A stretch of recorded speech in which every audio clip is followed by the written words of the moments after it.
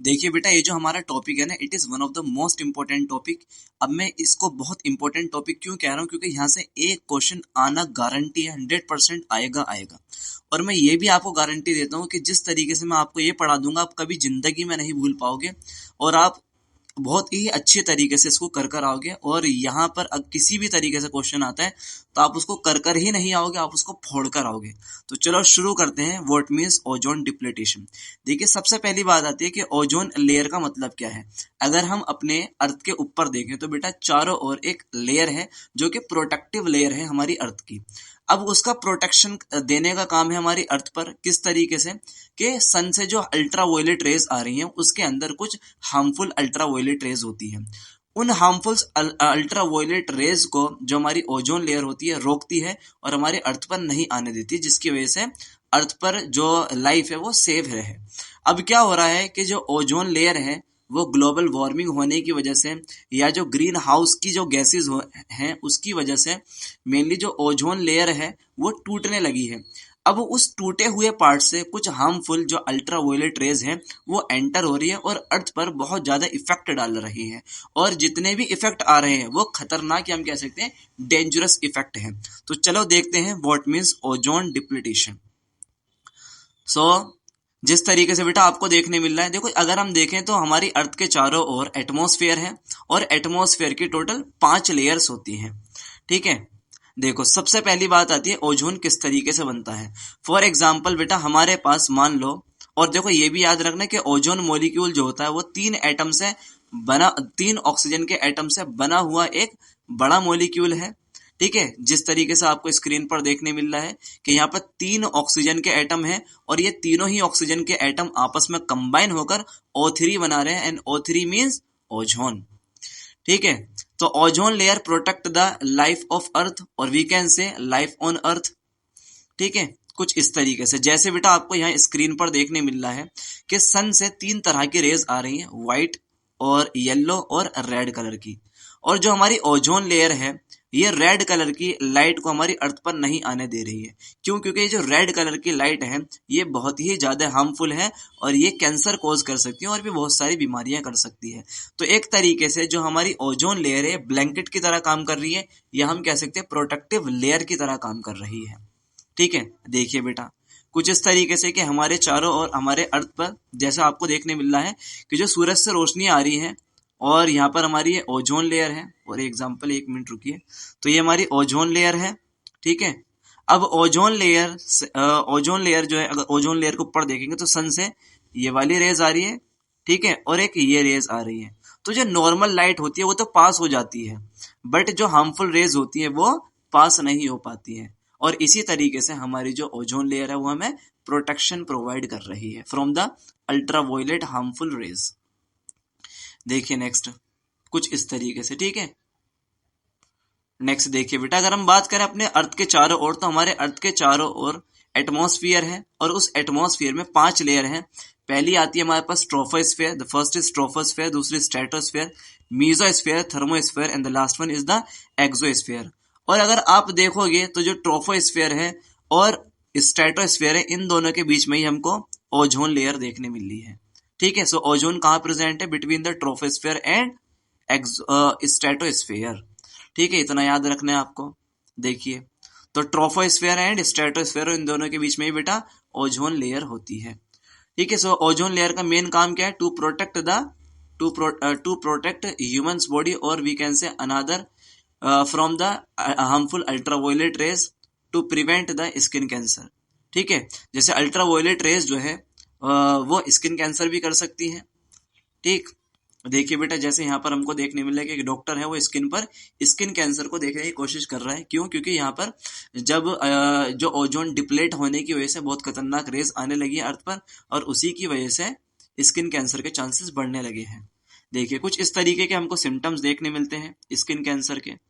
देखो कितने खतरनाक, कितने डेंजरस सिम्टम्स है स्किन कैंसर के, और ये ज्यादातर किसकी वजह से हो रहा है? मेनली हार्मफुल अल्ट्रावायलेट रेज आने की वजह से।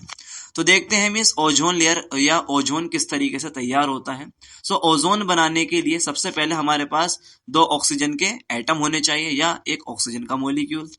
इसको हम हाई टेम्परेचर देंगे और हाई टेम्परेचर देने की वजह से यहाँ पर ऑक्सीजन टूट जाएगा 2 ऑक्सीजन के एटम में, कुछ इस तरीके से। फिर हम एक ऑक्सीजन के एटम को लेंगे और इस ऑक्सीजन के एटम की रिएक्शन कराएंगे एक ऑक्सीजन के मॉलिक्यूल के साथ। अब जैसे ही एक ऑक्सीजन का मॉलिक्यूल और एक ऑक्सीजन का एटम दोनों आपस में कंबाइन करेंगे तो बेटा ये बनाएंगे O3 मींस ओजोन, और इस तरीके से हमारा ओजोन फॉर्मेशन हो जाता है।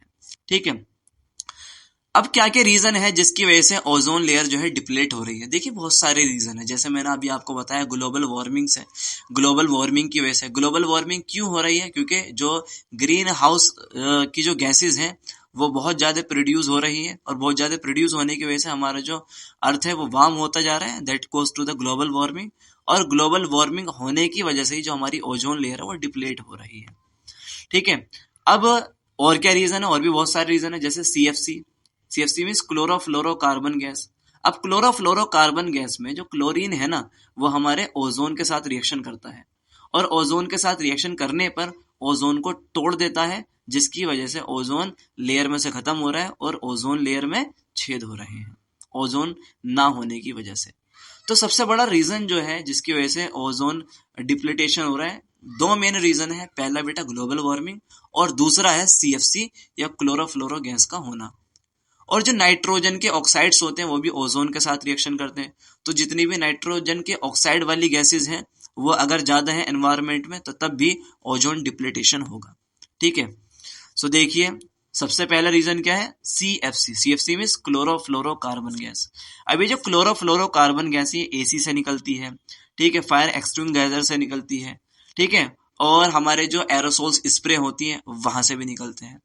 अब जितनी भी कंपनियां हैं, जो AC वाली कंपनियां हैं, फायर एक्सटिंग्विशर वाली है, वो कोशिश ये कर रही है कि क्लोरोफ्लोरोकार्बन में से क्लोरीन को हटाकर हाइड्रोफ्लोरोकार्बन गैस को तैयार किया जाए। और अगर हाइड्रोफ्लोरोकार्बन रहेगी तो वो हाइड्रोफ्लोरोकार्बन गैस जो है वो हमारे ओजोन के साथ रिएक्शन नहीं करेगी, जिसकी वजह से ओजोन डिप्लीटेशन नहीं होगा। ठीक है, देखिए नेक्स्ट टॉपिक है बेटा हमारा चैप्टर का मैनेज दी गार्बेज। देखिए सबसे पहली बात आती है वेस्ट का मतलब क्या है इस टॉपिक में। तो देखिए कुछ भी ऐसी चीज जिसका कोई भी इस्तेमाल नहीं है that is known as the waste, या जो बेकार है that is known as the waste. या सिंपली अगर हम कहें तो कोई भी ऐसी चीज जिसका प्राइमरी यूज हो चुका है और अब वो किसी भी लायक नहीं है, किसी भी काम की नहीं है, so that thing is known as the waste, या उसको कचरा ही कहेंगे। So what means waste? The any unwanted or unusable material that is discarded after its primary use or is worthless and of no use is known as the waste. अगर हम बात करें तो बेटा 2 तरीके के वेस्ट होते हैं, बायोडिग्रेडेबल वेस्ट होते हैं and second is non biodegradable waste. देखिए सबसे पहले बात आती है what means biodegradable waste. Biodegradable waste का मतलब होता है कोई भी ऐसा वेस्ट जिसको बैक्टीरिया या फंगाई के थ्रू डाइजेस्ट किया जाए या गलाया सड़ाया जाए, इस तरीके के सभी वेस्ट को हम बायोडिग्रेडेबल वेस्ट कहते हैं। मतलब जो लिविंग ऑर्गेनिजम्स के थ्रू डाइजेस्ट हो पाए that is known as the biodegradable waste. और जो लिविंग ऑर्गेनिज्म जैसे बैक्टीरिया और फंगाई के थ्रू डाइजेस्ट नहीं हो सकता, गल सड़ नहीं सकता, तो इस तरीके के सभी वेस्ट को हम नॉन बायोडिग्रेडेबल वेस्ट कहते हैं। तो biodegradable waste means the waste broken by the biological process. Example की बात करें जैसे कि वेजिटेबल वेस्ट है या पेपर है, पेपर कप हो गया या कुल्हड़ हो गया, ये सब हमारे बायोडिग्रेडेबल वेस्ट है। Non biodegradable waste means the waste not broken by the biological process. Example की बात करें जैसे पॉलिथीन है या पॉलिथीन बैग या हमारे ग्लासेस है या प्लास्टिक है बेटा, तो ये सब क्या है? नॉन बायोडिग्रेडेबल वेस्ट है। ठीक है, देखिए वेस्ट मैनेजमेंट, तो हम वेस्ट को किस किस तरीके से मैनेज कर सकते हैं। तो देखिए जो भी वेस्ट बनता है उसके मेनली 4 तरीके हैं, या हम कह सकते हैं 3 तरीके अकॉर्डिंग टू द एनसीईआरटी के। पहली बात, जो वेस्ट बना है उसको छोटे छोटे पार्टिकल्स में कन्वर्ट कर उसको जमीन में दफना दिया जाए और फिर फर्दर उसका यूज कर लिया जाए। दूसरा, जो वेस्ट बना है उसको इंसिनराइज कर या बर्न कर ऐश में कन्वर्ट कर फर्दर उसका यूज किया जाए। या जो वेस्ट बना है उसको मिट्टी के साथ मिलाकर उसके खाद या कंपोस्ट बना दिया जाए एंड फर्दर उसका इस्तेमाल किया जाए।